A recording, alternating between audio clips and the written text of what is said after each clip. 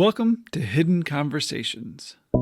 Hidden Conversations is coordinated by WVIK and hosted by Dr. LaDrina Wilson, a leadership and diversity expert and founder of IMAN Consulting. These conversations are designed to delve into many of the most difficult issues of race and equity facing the Quad Cities today. Many of these issues we hear about every day on the national news, but then are left unaware when they occur to our own friends and neighbors.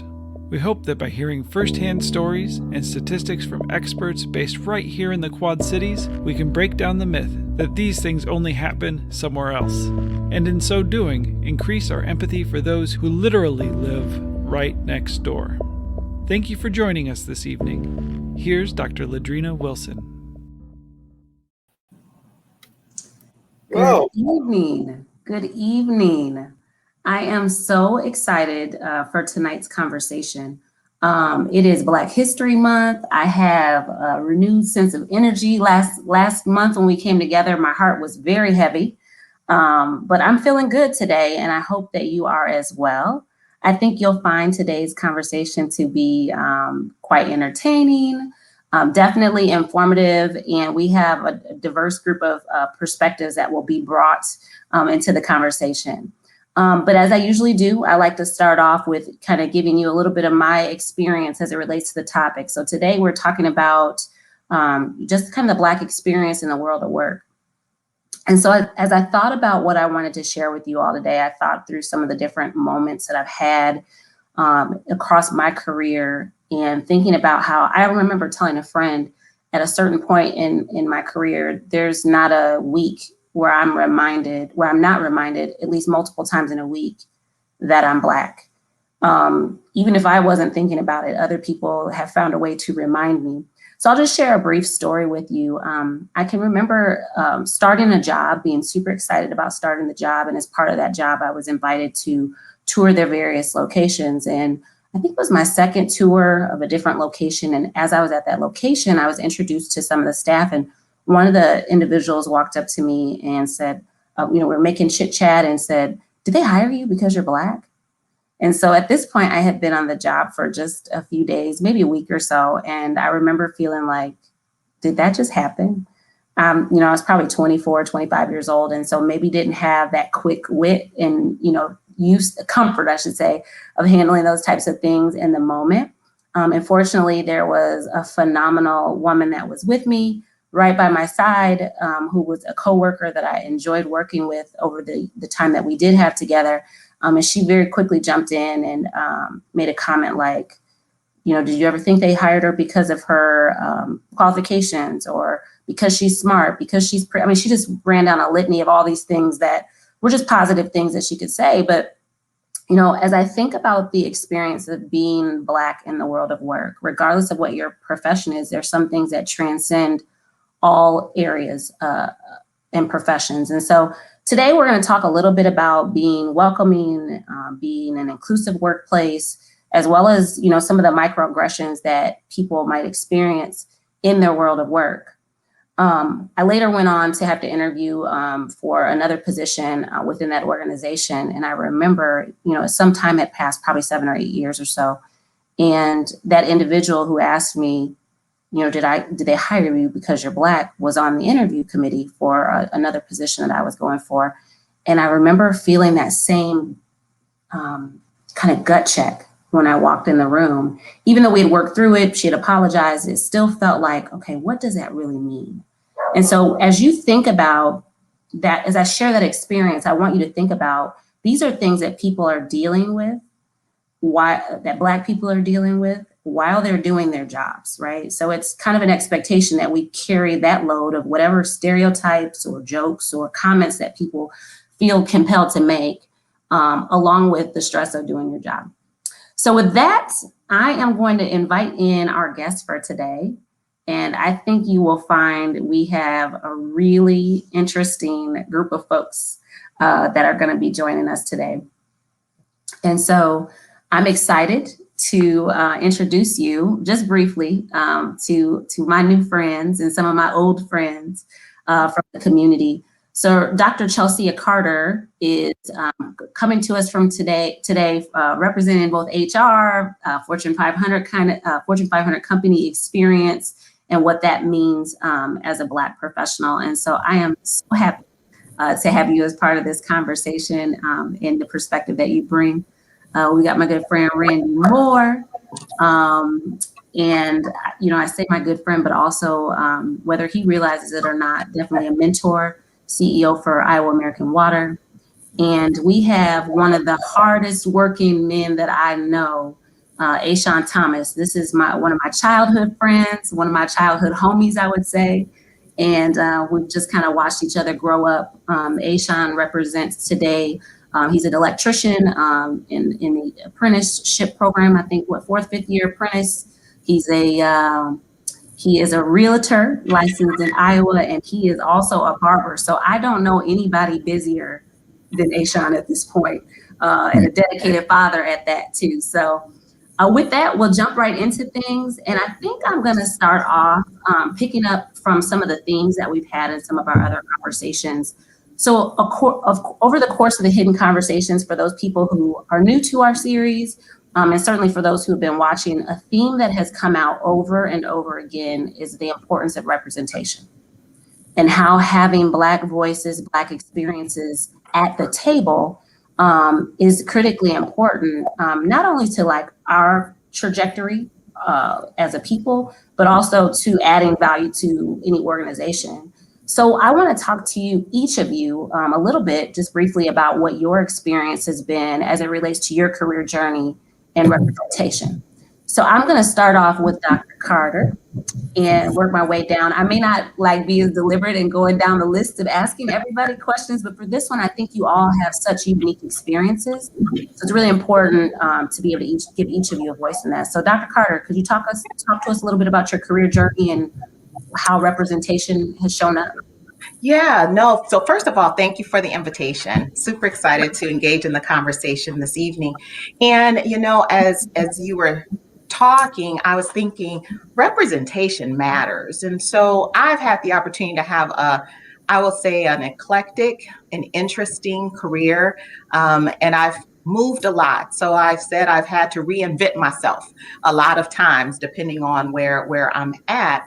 But when I started back into corporate, I'd say one of the things that I have been blessed with is opportunities to continue to progress to different roles.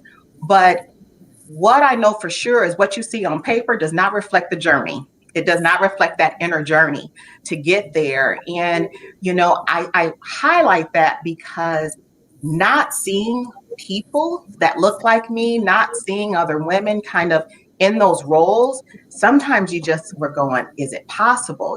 So you could get in your head a little bit. And I think sometimes I would struggle in having that confidence to continue to pursue roles of greater responsibility. And so when you talk about representation, I think it really matters, especially for Black women in corporate America.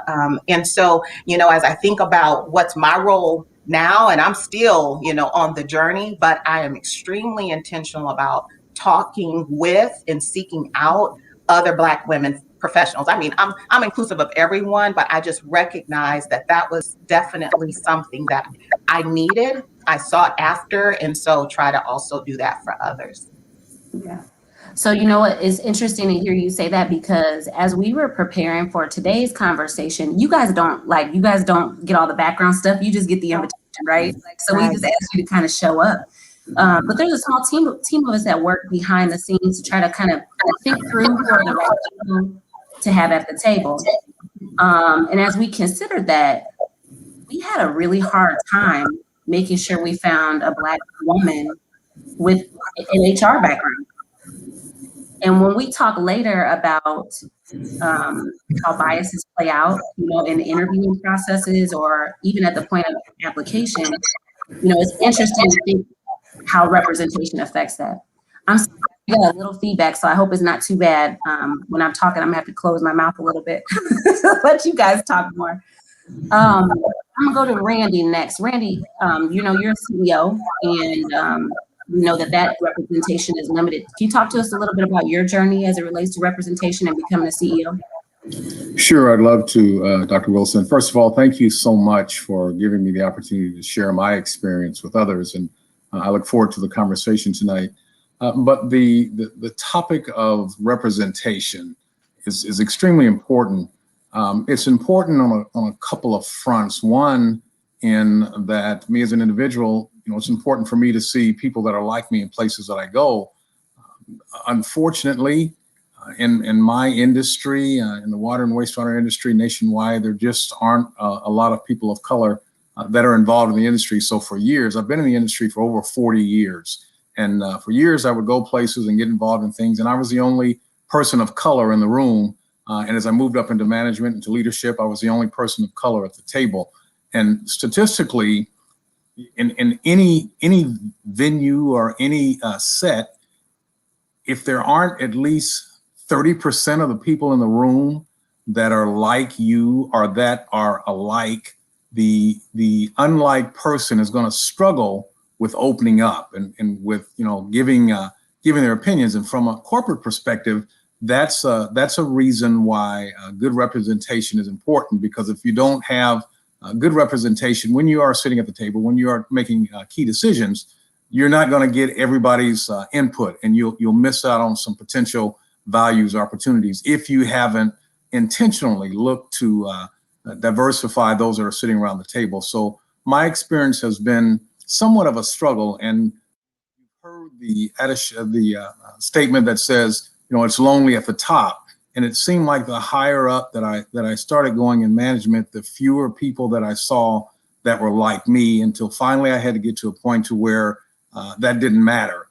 It all became kind of an introspective opportunity for me. I had to start, making sure that my confidence was in place, making sure that I had everything in check that Randy needed to have in order to be successful. And I was able to get over that. But it was a struggle. It was something that I had to intentionally work on to get to where I am now, even in my thought process. So representation needs to be addressed. It needs to be something that's intentional in order to make sure that not only your particular business is successful, but that we can be successful. So as I went through my career and found that there weren't a lot of people like me, it became ever important for me to make sure that I surrounded myself with people that were like me.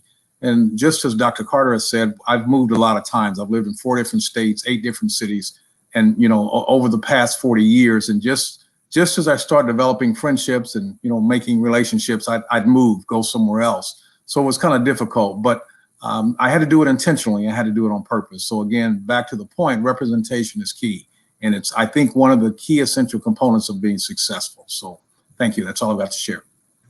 So that was powerful. And not that yours wasn't, Dr. Carter, but he said something that that really pulled at my heartstrings, right? And I think that we could maybe help other people who are in a similar situation better understand. So you said at a certain point you had to decide to not let that matter. Not your words, my summary of what you said, right? Yeah, because it really did affect, it had an effect on me. And a lot of the situations, and if I get a chance, we'll share some of the situations that occurred, but a lot of the microaggressions that would occur, and people not necessarily trying to be offensive, but being very offensive and wanting to make sure that I maintained my cool, so to speak, or was able to respond in the right way that I thought I should have. It just got exhausting. It became very tiring at times, to the point to where I felt like, let's change careers. Let's do something. Let's get out of this. But at the end of the day, I made a decision that, the only person or the only thing that was going to move me or change me was me.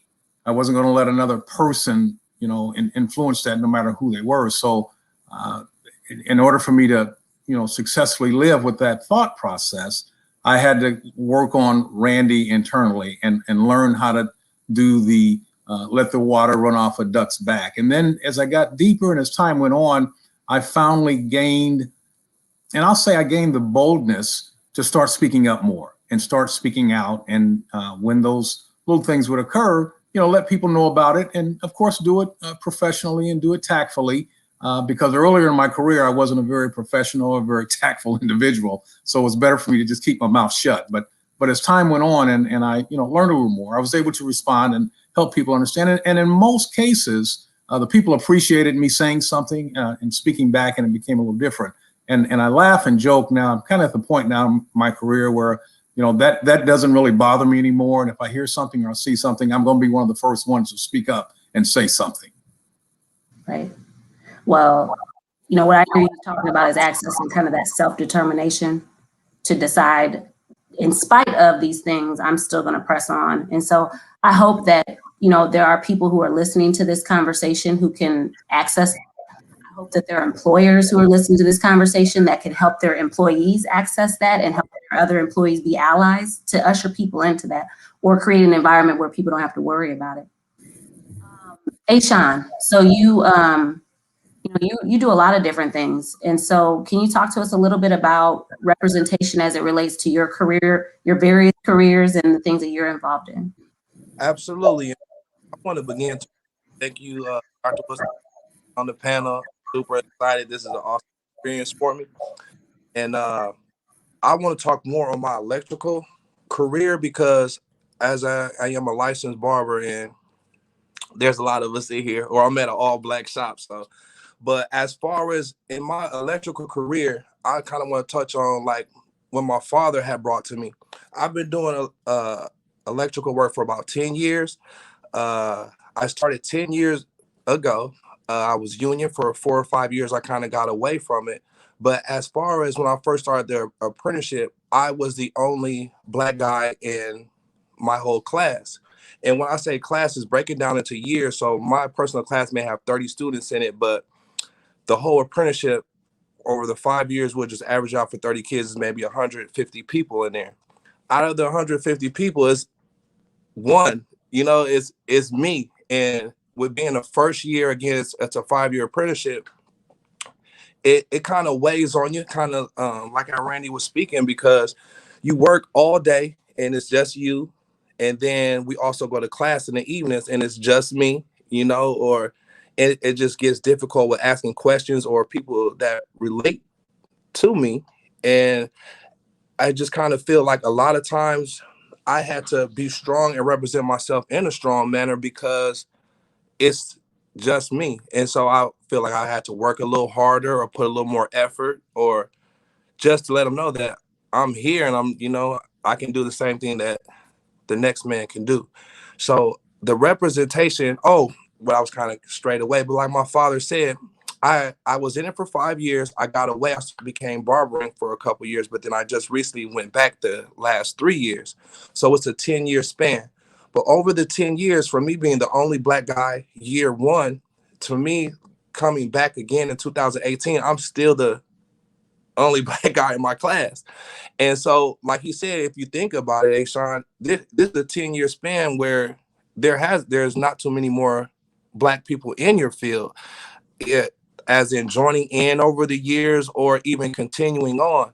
And so a lot of times with that, it's like when you sign on, I know maybe of other, I want to say 3 other black electricians.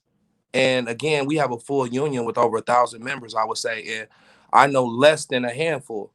And beyond that, it's like they ask, oh, do you know Johnny per se or whatever? They just think like we all together. But it's like I never even met Johnny. You know what I mean? But it's just the representation in the electrical field is beyond low. And I speak to my kids about that all the time too. It's just, I kind of reiterate what I said earlier. It's just like you're the only man or female in the room. And what's about that too, I know another black female electrician. So there's a black female electrician and I know 2 other males. And that's, that's it. So I don't know how that's going to change or what may happen in the electrical field, but me personally, it's just it's a very low representation in all the different of it, from the job foremen to general contractors, just everything. It's dominated. So what you're not saying in that, and what I'm hearing in that across all of you is, outside of it being lonely, there's more to it than that, right? So we know that retention and keeping employees engaged, the more that they can have relationships and rapport and feel connected to the organization, the more likely they are to stay, right? And be high performing and produce. But the other piece of it is when you are the only or one of few, you represent all of us. Because for some of those folks, that's the only engagement they'll have with Black people. So if I do something wrong, it messes it up for everybody behind me. If I do something too, there's a benefit to that too. But it's an incredible weight to carry. But Plus, you have to do your job.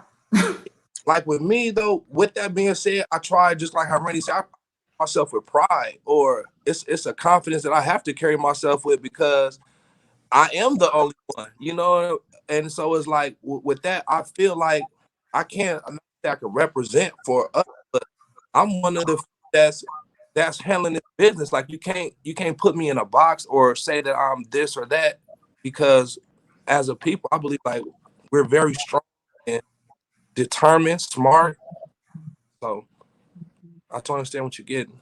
Yeah, hardworking. I always try, like, whenever I think about what Ashawn's got going on, I'm like, he is one of the hardest working people I know. So, well, I just appreciate you guys kind of sharing those perspectives, and all of this like really resonates with me on a personal level, and thinking and reflecting on my journey and how we create a path for other people.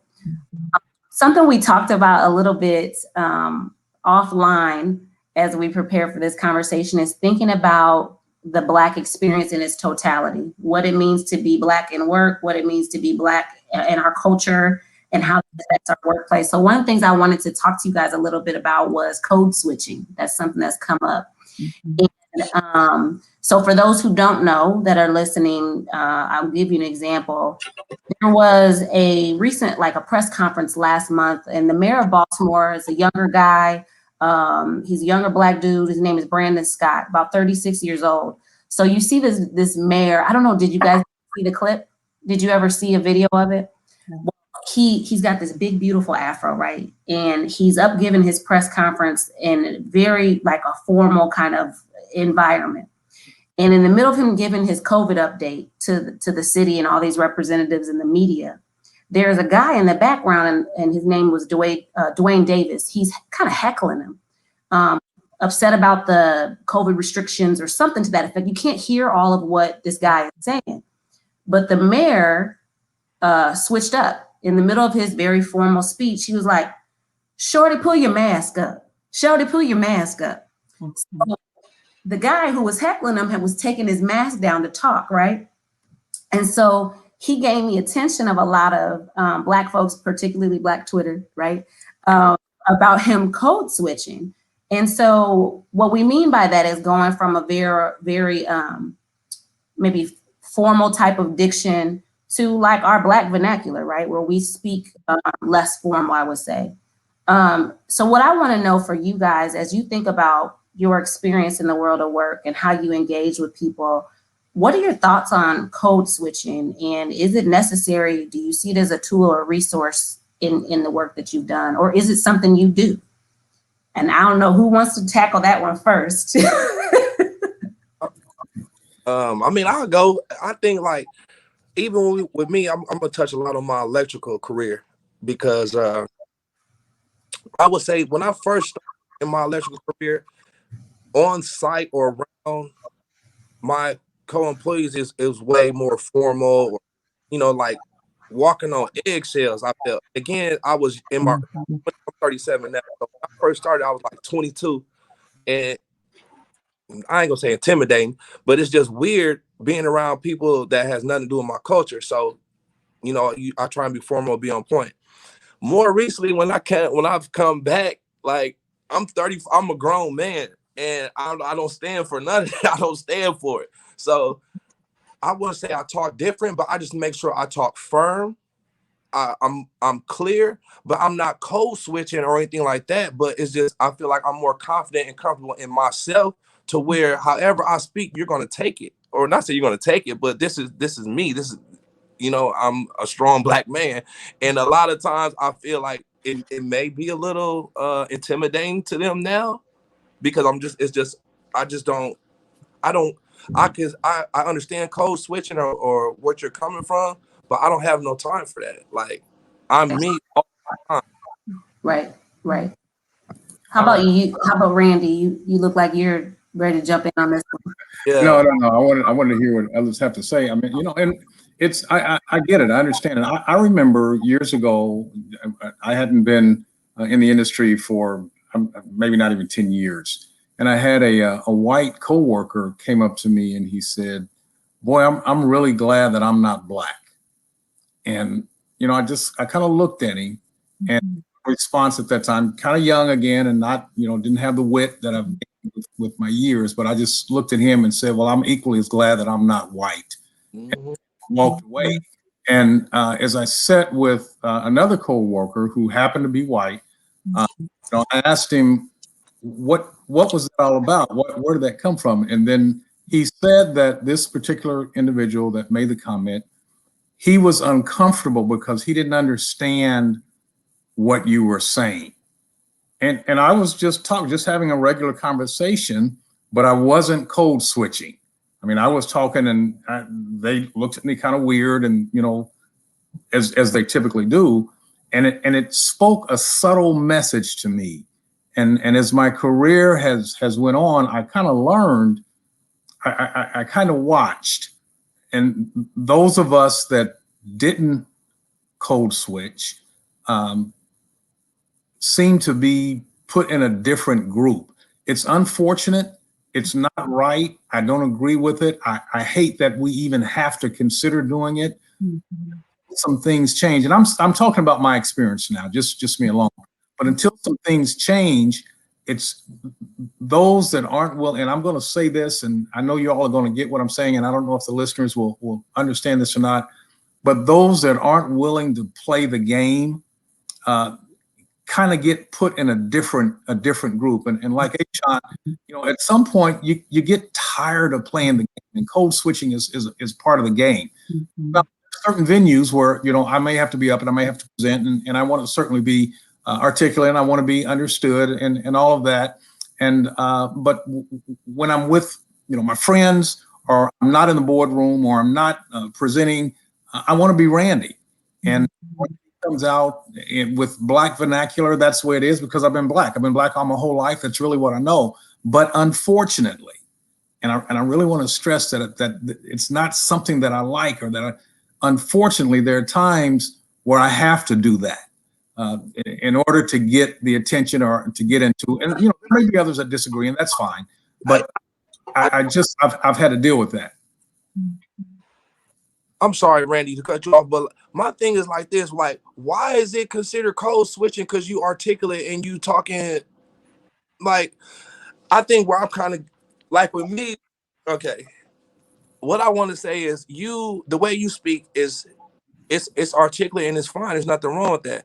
And I think code switching is like, what is the code? Like, what makes the way they talk a code switch? I mean, I don't get that. Like, but I do understand. And my thing is, when I'm speaking clear or I'm pronouncing myself, I ain't code switching, or like I'm being an articulate man. And so it's like they view, or we can talk clear, or we can speak well. It's like, wow, he can. And no, I'm just speaking like a man, a human being. Like, it ain't no. So I what you're saying, and I know the same thing when I'm with my friends. It may be a little different, but I still speak the same. But it's like, for us to be clear or us to be strong or like that, it's like, oh, you're coach. Like, I don't know. And I hate to cut you off, Randy. It's just like, I don't believe that you're code switching. You're being you. Let me jump in for a second, because I want Chelsea to weigh in on this for a couple of reasons, because of that corporate experience. And I think, Ashaun, one of the things that I want to point out, and this is just from my perspective, is that you are in trades, it might be a little bit different. Mm-hmm. I think there's something to be said about corporate spaces, and expectations. So Chelsea, before I start talking too much, you get it, because I have so much to say about what Randy and Ashaun have said. Go ahead, Chelsea. I'll just Chelsea. Yeah. So this is what I'll do. I am not going to repeat because they handled that. They handled it, right? But what I will say is this, as I think about navigating your career in corporate, you do need to know your audience. Mm-hmm. What you don't want to do is things get lost in translation because you're putting the onus on the receiver to have to decode it. Right. And so I think that that's what I would add to the conversation. Is it code switching? Is it this? Is it that? I think that we all naturally change the way we interact with people based on the audience we're interacting with. Yep. So if I'm with my son, I may talk I was actually thinking when you guys were talking and I said, man, we've done this our whole lives, but I think it's when we start to feel that we're not being our authentic selves. When I was young, I would talk to my grandmother one way and my cousins another way. So I would change up the way I spoke. But I think it's when that heaviness comes or you're feeling like you're not really sharing your thoughts and you're overthinking and sometimes getting in your own way because you're trying to be something different, that's when it becomes problematic. So that's what I would add. Yeah, I agree with that too. So I'm glad I didn't talk because you said basically like what I was feeling. And I would just say, like, when I think about, I wish that it wasn't necessary. I wish that, but there is a little bit of it that is in some aspects a skill set. If you knew multiple languages and you had a French audience and you knew how to speak French, you're gonna probably lead with French, right? Mm-hmm. In some ways, Black vernacular is can be like that, right? So I've watched my kids, even in my tone, maybe not even my word choice, but be like, you were on a work call, weren't you? Mm-hmm. Like your kid, and so that you learn it at an early age, but it is really it's just as much about being accessible and relatable. Mm-hmm. Not in like an assimilation type of way, mm-hmm. but more about like knowing, like you said, knowing your audience. So I'll just leave it at that because we got a whole lot of other things to touch on. Yeah, there's like a lot of people, Black folks, who have strong opinions about it, like, whether it's selling out and then you have some Black folks who'll be trying to tell you you're talking white. Like, what is that? Like, is that even a thing? So it's a thing even just within the Black community, right? Yeah. Yeah. Okay, I'm going to shift gears a little bit here, and I want to talk a little bit about more from like a hiring perspective. So we know that or at least I'll share with you all, there's data there that talks about how bias plays out even in the application process, okay? So maybe you're familiar with, or perhaps you've heard, and for some people it may be new, have you ever heard of the term whitening your resume? Mm-hmm. And so for that, Ashawn's like, no. It's like, I own all my businesses. I don't have to turn the resume to anybody. You know what? That's why I do what I do because, man, or like I tell my daughter, like, applications, we almost get X off our name. You know what I'm saying? Our name is not, you know what I mean? My name is Ashaun Thomas. So my first name off the right instantly, I'm a Black man. And then and I hate to cut you off, I know you're bridging into another thing, but the application stuff, I literally just had a conversation with my daughter today about that. So I'm totally with you. Go ahead, Dr. Will. No, you're fine. You're fine. But you're right? So part of this whole concept of whitening your resume, particularly the data that I've been looking at has been around Asian Americans as well as African Americans. And so it's things like, what's your middle name? Roosevelt. Okay, so you might have on your resume A. Roosevelt Thomas, right? Because it's not, there are people who do that as a strategy so that they cannot get screened out. Wow. I never thought of it.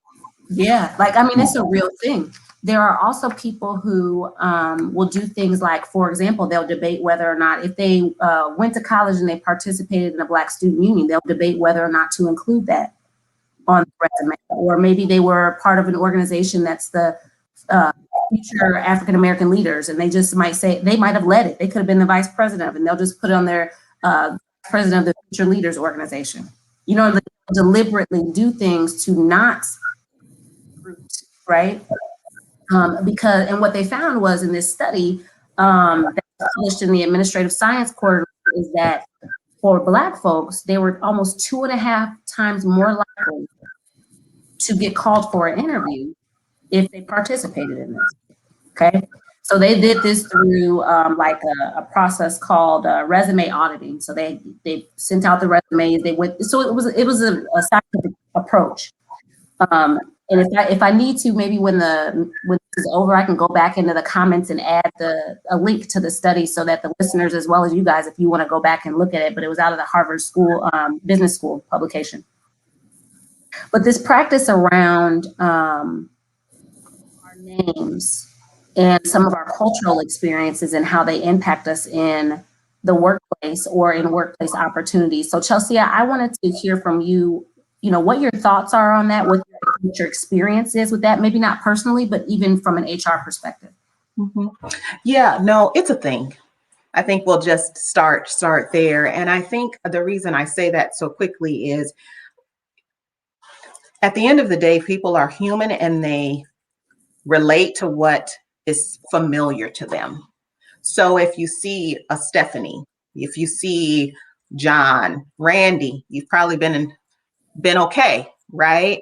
But LaDrina, I'm thinking, I don't know, how do I pronounce this? I'm uncomfortable. It's actually not even about the applicant. It's I'm, as the reviewer, I'm uncomfortable. How do I say that? How do I relate? They're different than me and all of that. And so I would say that, you know, it's one of those things. And I had an opportunity to work in recruiting at a point in time. And you do see a lot of names, and you can start to understand how quickly, if folks are not extremely intentional and inclusive and almost just not looking at names, but more so looking at the qualifications, it's easy to just start to weed out folks that might not be the typical profile that you would want to invite in. And so I think there's just a lot of education that needs to happen, but really we have to put in place mechanisms so that we can check ourselves. Left to our own devices, we all have biases. So I don't think that it's something that we can get around, but we must put some things in place so that we don't act on them and just follow through. We got to be able to work with one another to figure out how to get past it, because it is something that I've read quite a bit about it. I'm not familiar with that article as well. And I will say, just from a personal perspective, you know, my name is Chelsea. And I can't say that it's one of those things that it's a red flag, because when most people look at it, what do they see? They see Chelsea. Mm-hmm. And so it's not that I get the, oh, her name is Chelsea, but when they hear my voice, you get the pause. Like, okay, she's not Chelsea. She's Chelsea, and she's not white. So it's like, yeah, I'm not. So I think that this is a loaded topic, and one that we need to continue to talk about because it's real. Yeah. Anybody else have any thoughts or want to weigh in on that? You know, Dr. Wilson, that this is a really good subject to discuss. And Dr. Carter made a very, very good point, very astute point. The change has to happen intentionally. One of the things that I try to do is make sure that we don't get caught in that. I'm trying to fill a couple of positions now with my company. And, you know, I want to bring some minorities on. I'm looking to bring minorities in. But the recruiter that's working for me actually sits at our New Jersey corporate headquarters. So all of the resumes that come to her are something that's completely out of my hand and my control. And we've been getting applicants, we've been doing interviews, and I've had no people of color come through. And I finally called her and had to intentionally, on purpose, say, look, you know, I'm looking for people that probably wouldn't be high on your list, that you probably wouldn't consider initially based on even the qualifications, because I want people that can do the work, but I can train people to do the job. I need people that are going to have good attitudes. And I kind of just went down that list without coming out and saying directly, don't eliminate them because of their name. And after we talked and got deep into the conversation, it became kind of obvious to me that that was kind of happening. So needless to say, we found a different person to handle that. But that's a very, very big thing. And, you know, my name is Randy. So I've kind of skated through that most of my life, but I see it all the time. And yes, it is a thing. And it's so unfortunate to me that it is a thing. But until we can intentionally, on purpose, reach out to do something to change that, it's just going to continue to be an issue. Yeah, I think the thing that I found most compelling with the article that I was reading on was that even those organizations who have indicated they are looking for diverse candidates, or that they are an organization committed to diversity, equity, and inclusion, still had some of the same practices. So to me, it is very much about habits that have been formed over time, what people are familiar with. I will go as far as say even implicit bias, although I think that kind of lets some people off the hook. But I do think there's both playing, both implicit and explicit. But I just want to offer like strategy, Randy, especially since you're going through that maybe right now with some positions that used in one of my previous jobs was we looked at kind of creating buckets.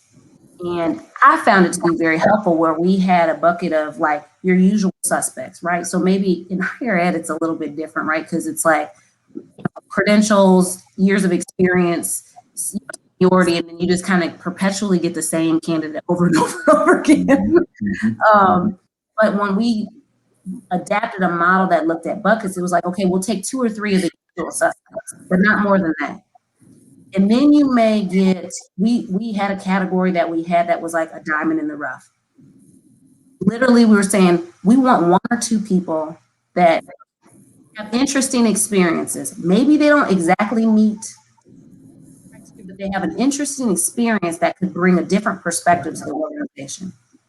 And then we had another pool. So we created these buckets where you only took 1 or 2 people out of each of the buckets. And once you got your 1 or 2 out of those buckets, we found that we increased the diversity of the pool of people because we limited ourselves, you know, in certain ways, but expanded the pool in other ways, right? There's ways around it, but it takes that intentionality that you were talking about. It's a great idea. Great idea. One of the other things I wanted to talk a little bit about was around the sense of community. We've talked about a little bit about feeling connected, coming to a place where you're maybe the only or one of few. There are some organizations or companies that are still trying to see where they fit into the conversation as it relates to diversity and inclusion, and even in some cases, equity. And so there's some organizations that have this thought process that's like, well, if we talk about diversity, it's forcing us to talk about what makes us different instead of focusing on what our commonalities are. And then there's other organizations that really look at diversity as an asset, more of an asset approach. And while it is looking at our differences, we're recognizing that our differences aren't necessarily deficiencies, so we can acknowledge and celebrate those differences and treat them as assets. In these types of organizations, you might find employee resource groups, or what are referred to as ERGs. So these are like affinity groups, right? So you may have an LGBTQA group, you may have a Black employee ERG. And so I wanted you guys to share with me, and Ashaun, I don't know how familiar you are with this. I don't know if they do that in your line of work or not, but I'm gonna kick it over to Chelsea at first. And Dr. Carter, if you could share with me your thoughts on employee affinity groups and whether or not they add value in the workplace. Yeah, so I do believe they add value, and I'm familiar with ERGs. I led an ERG, and I think that they provide a network to help folks kind of plug in, but they also are not just networking groups. They really can also align the business initiatives, employee development, community connection. So it's not just a social group in many cases. One of the things though that I will highlight, I went to a conference. It was an ERG conference, and there was a keynote, And he said to all of us, he said, you know, is your ERG inclusive or exclusive? And it just made me kind of pause. And so he went on to say, he's like, I'm an advocate for ERGs, but there are times when I ask myself, are there unintended consequences to that? And so his point was, in us providing an opportunity to include and to help folks connect, we have to equally be open and welcome to everyone. And I had a personal experience where when I was leading an ERG, we had an event and I had invited a coworker, and she was white. And she says, do you have a second to chat? And I said, well, yeah, fine. And she says, so can I really come? And I said, well, why wouldn't you think so? She says, well, I'm not Black. And I said, yes, you can come. And I'm happy she felt safe enough to say something, but she genuinely thought if it's a Black resource group, only Black people could go. And so I said to myself, you know, we have an opportunity to ensure that we really do set it up so everyone feels welcome. Mm-hmm. Yeah. You know, I think that that's a common misconception that people have with ERGs. And I also think that it really goes back to the importance of how people are connecting in terms of allyship, how people are connecting in terms of reaching out and being willing to put themselves in a situation where maybe they're the minority. That better helps you understand what people's experiences are. And so that's always something I encourage people to do, not necessarily in the context of the ERG, but like, if you're trying to understand how people who come from marginalized backgrounds feel, try walking into a space where you're the one person that's different. You'll very quickly understand why it's something you have to consciously choose to get over. Because it can be an overwhelming feeling, for sure. Yeah. Any other thoughts on ERGs or any other experiences that maybe are different or? You know, we just recently started, excuse me, we just started ERGs in our organization, and Dr. Carter made a very good point. I initially kind of pushed back simply because they were being structured in a way that I initially did not think was the right way, because we had one ERG that was a Black ERG, but the leader of that group was white. We had a LGBT ERG, and the leader of that group was straight.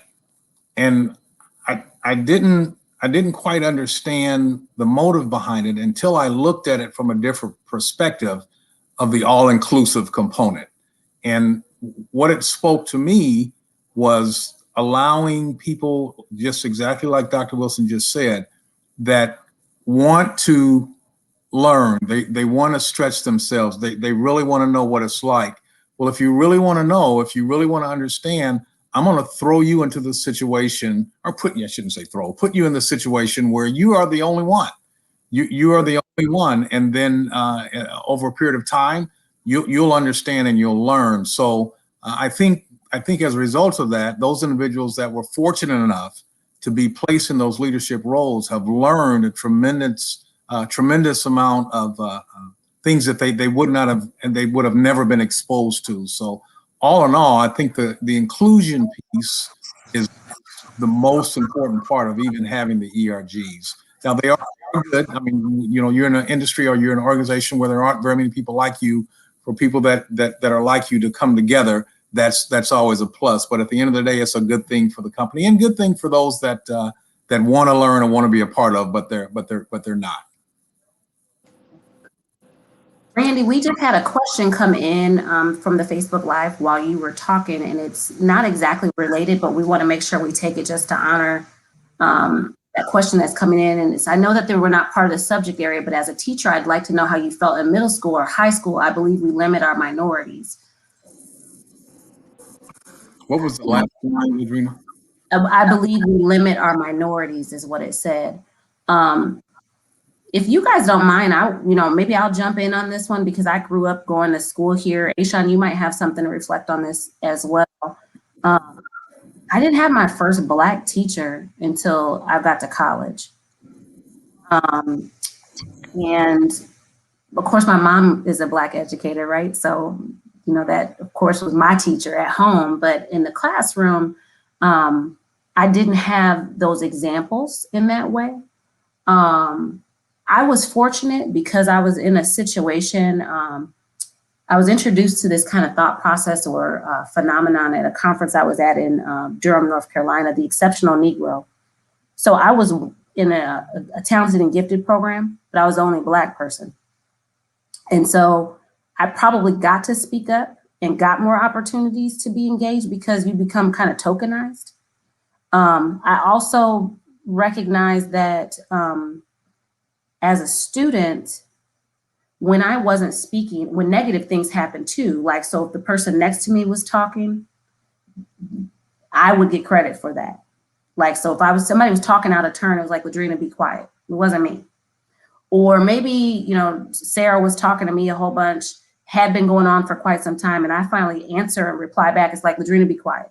So I remember that as my experience, but I would suggest to any teacher or anybody who's an educator, if you feel that's happening, boy, there's so much authority in being an instructor. And so it's up to you to create a space that's inclusive, making sure that you're drawing people into the conversation, asking students if they feel that way, because you feel that way doesn't mean the students necessarily feel that way. So I think helping people find that self-determination and finding their own voice in the classroom is really important.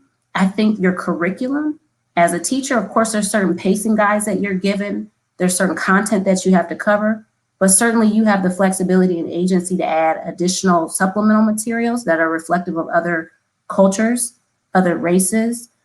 Gender representation is really important because our curriculum a lot of times is white male derived. And so that's the textbooks that we adopt and that type of thing. So you have some flexibility within that. And just, you know, I say if you feel it's happening, do something about it. Work with your students for them to be part of the solution as well. I like to spend a little bit of time. This has been a really robust conversation, but I like to kind of work towards some solutions too. We've kind of shared some of the situations that we've encountered in our workplace, but I want to make sure we take a moment to reflect on how do we get past some of this. So I want to look to you, Ashaun, first, because I know that you said you've been in your apprenticeship program for quite some time. You stopped out, you came back, it's still just you. And I saw in the comments from the Facebook Live feed that somebody's like, we need more representation in the unions. So I would ask you, what do you say to a person, a Black person, whether it's a student or it's a professional who's looking to re-career and they want to excel or they want to kind of grow in their work experience? What advice would you give them about entering your profession? And what advice do you give them about how to navigate that loneliness or being the only one? Well, first and foremost, man, knowledge is key. Like, that's the biggest. You gotta respect your knowledge. You know, I mean, regardless of your color or age or whatever, if you know what you're talking about or you know your stuff, you gotta respect it. But secondly, with me being a barber, as like I'm in my barbershop now, I'm always around the youth or, you know, younger people or just people in general.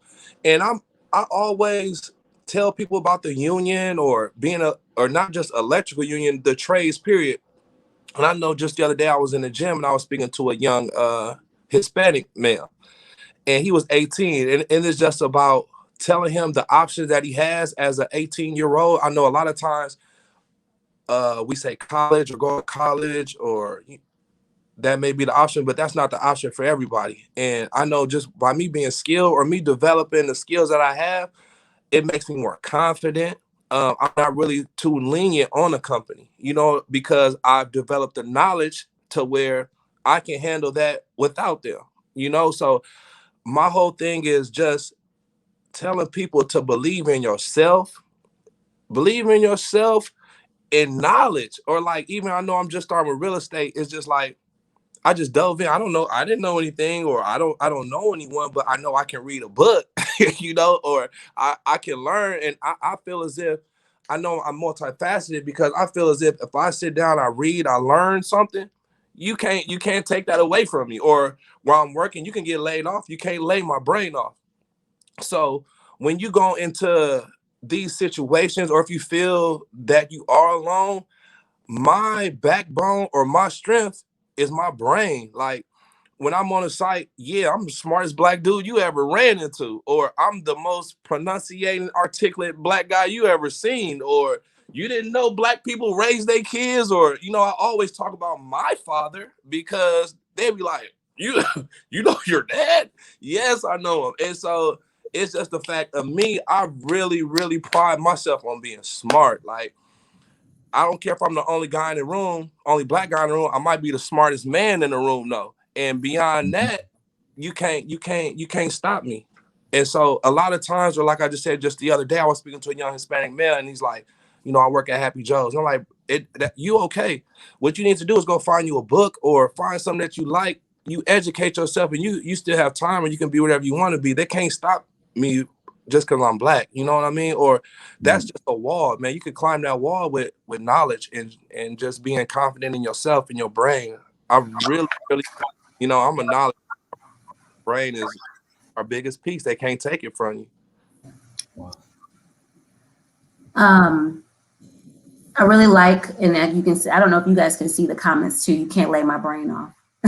You can't brain off. So I appreciate you sharing that.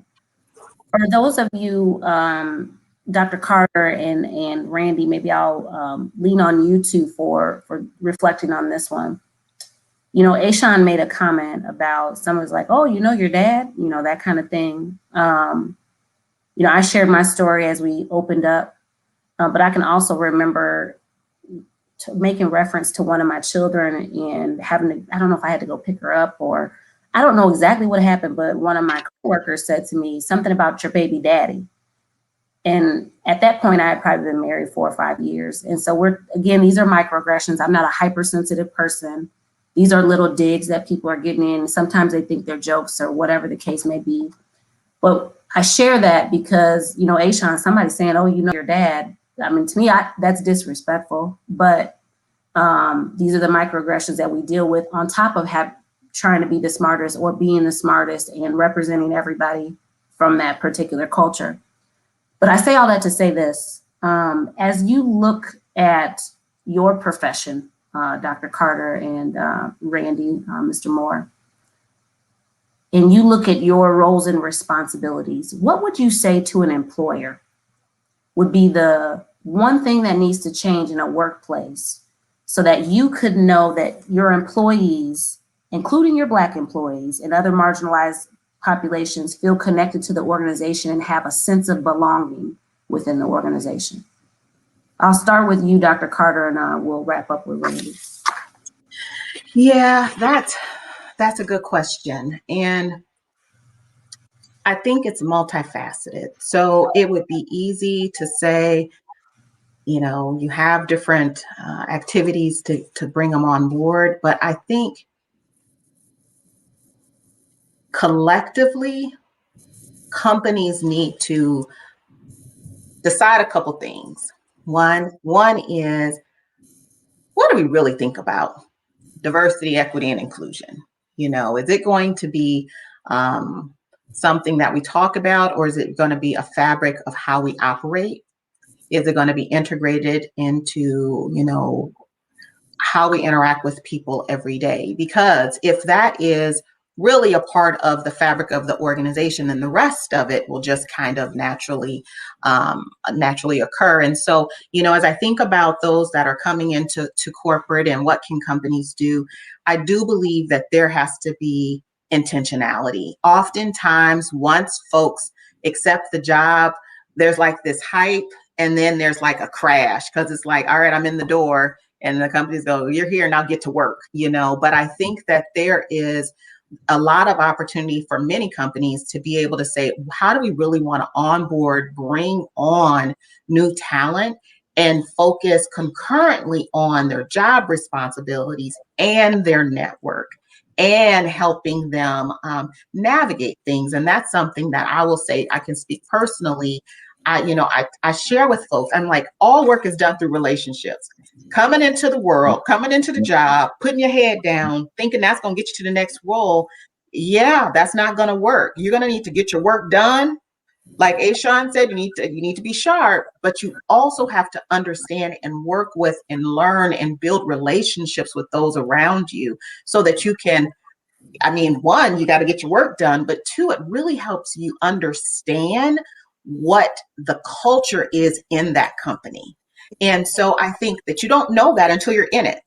And so when I think about what can companies do, we really have to be more intentional about that onboarding process and to really help folks understand the lay of the land and set them up to be successful in those first 60, 90, 6 months, a year. We can't just focus solely on the job responsibilities or it'll be a miss.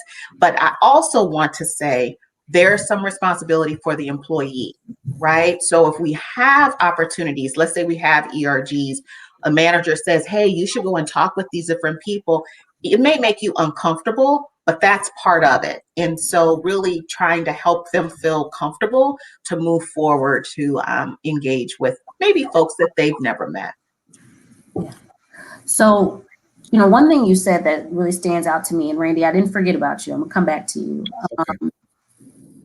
Is this notion of, okay, now we've got this person from this different background now, like, okay, go have at it. One of the things that I think I feel like I've experienced is when you bring in a person who has a different cultural background than maybe the rest of the people at the table, the way they're going to approach solution finding is probably different than how you're going to approach solution finding.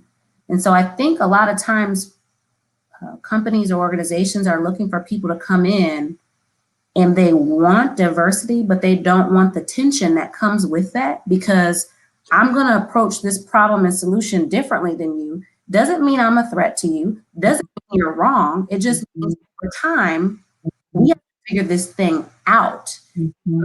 You get in, right?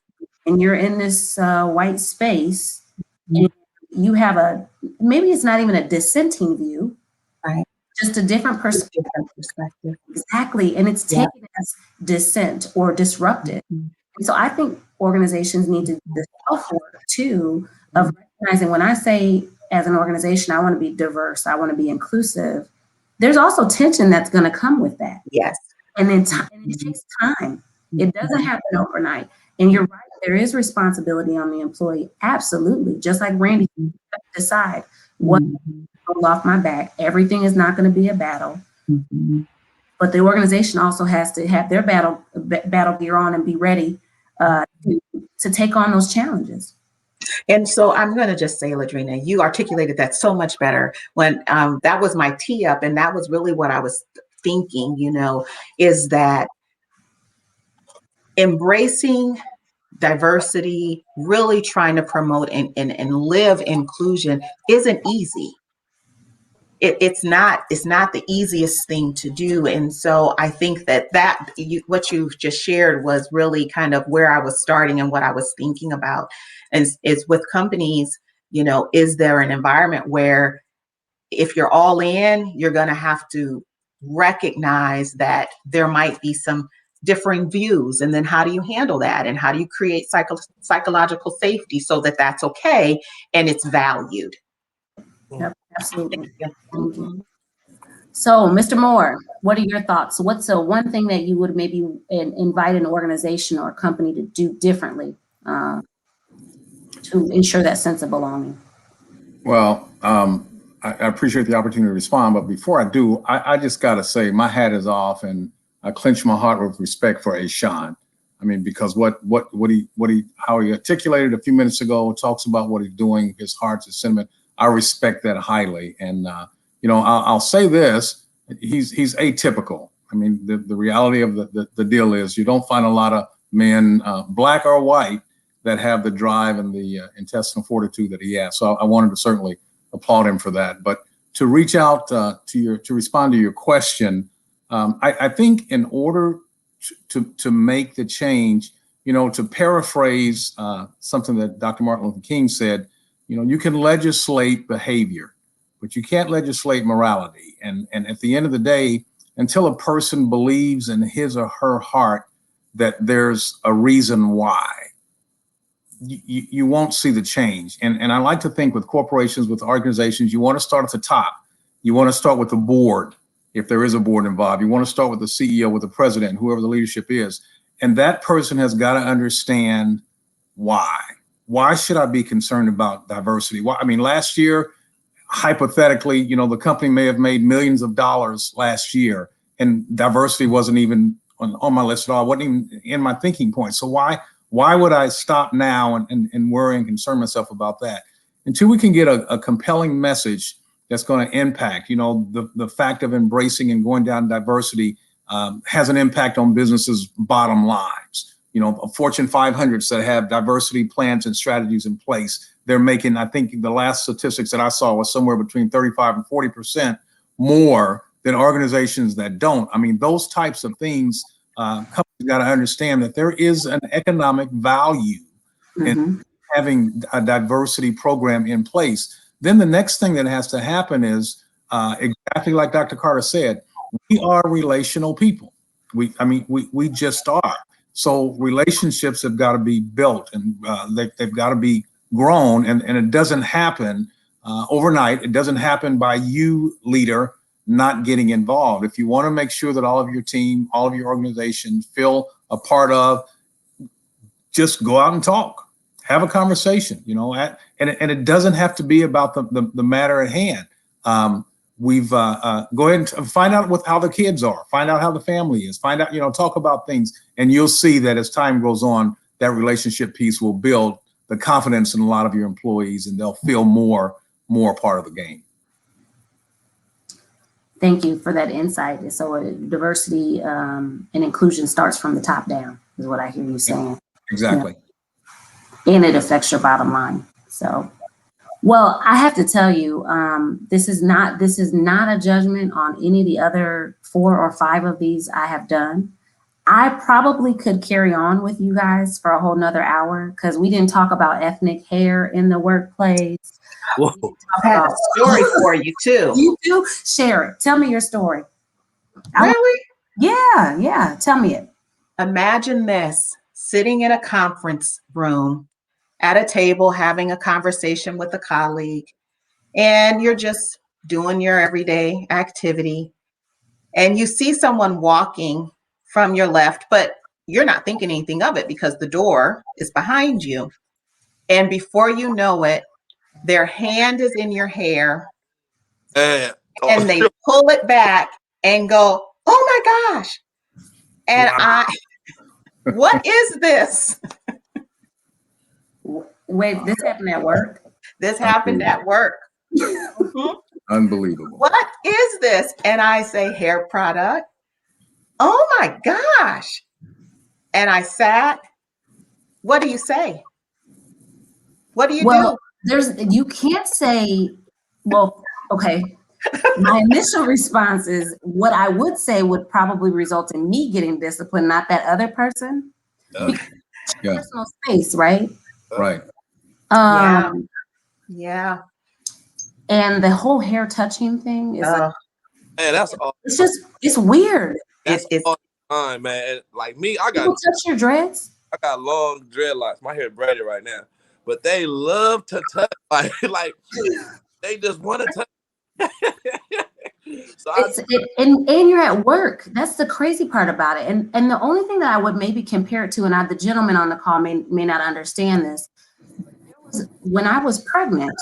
That was the only other time that people touched me without my permission. Yeah. And if there's something that happens with ethnic hair, that people, I'm like, like they feel like it's free game. No different than, I don't know if you experienced this with your children, but when I was pregnant, people would just touch my stomach. Now, Ashaun, imagine, or Randy, imagine if somebody just walked up to see if you had a 6-pack.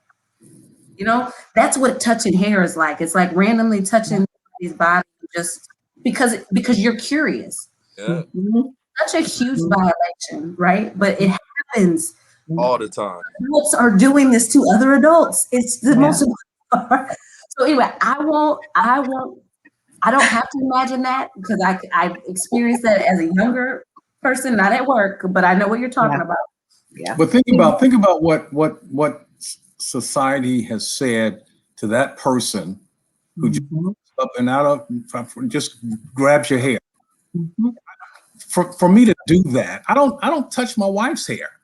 I mean, I definitely would have the right, but to come up and randomly, I don't care if we're in a meeting room, and just touch your hair. Where's the mindset on that? That says a lot about culture. It says a lot about a lot of things. And you're right, Dr. Wilson. We could go on for hours about that. I don't like that at all. Like a dog. Like it's just the weirdest. Oh, it feels like cotton. I thought it would be harder than that. Just weird at work, right? So, and then you're supposed to just go back to doing your job. Like, well, and so let me tell you this, and I know we're ready to wrap up. So this happens. I'm earlier in my career, so I'm in shock. I think others, though, in the room recognized that it was not normal, and they looked uncomfortable. But honestly, I sat there a second and I said, okay, I'm going to wait a little bit because now she done messed my hair up. So I need to excuse myself so I can get it back together again. So anyway. So it's a whole thing from trying to figure out if you can interview with natural hair and just anyway. So I just want to let you all know that, like I said, I don't know if we've done 4 or 5 of these maybe at this point.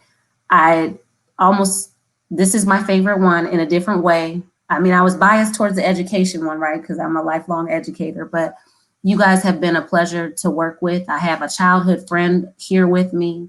I have 2 people that I admire and look up to here with me. And I so appreciate your time. I appreciate your experience, and I appreciate you sharing with the listeners what your experience in the world has been like. And I hope that they have gotten, even if they've gotten a fraction of what I've gotten from this conversation, I will count it all joy and count it all good. So thank you so much for being part of the Hidden Conversations. And to the listeners, we hope to see you and hear from you next month. So thanks so much, guys. You have a good night. Thank you, Dr. Wilson. Thank you. Take care. Bye-bye. Thank you for joining us this evening for Hidden Conversations. The Hidden Conversations project is coordinated by Dr. LaDrina Wilson, Tracy Singleton, Dr. Lauren Hammond Ford, Ryan Sadler, and me, Jared Johnson. We would also like to thank everyone on the Intelligent Conversations Planning Committee and WVIK's Community Advisory Board for their support and guidance. Tonight's conversation has been made possible by support from the Singh Family Foundation, as well as a Healing Illinois grant from the Chicago Community Trust. Please join us again next month for another Hidden Conversation.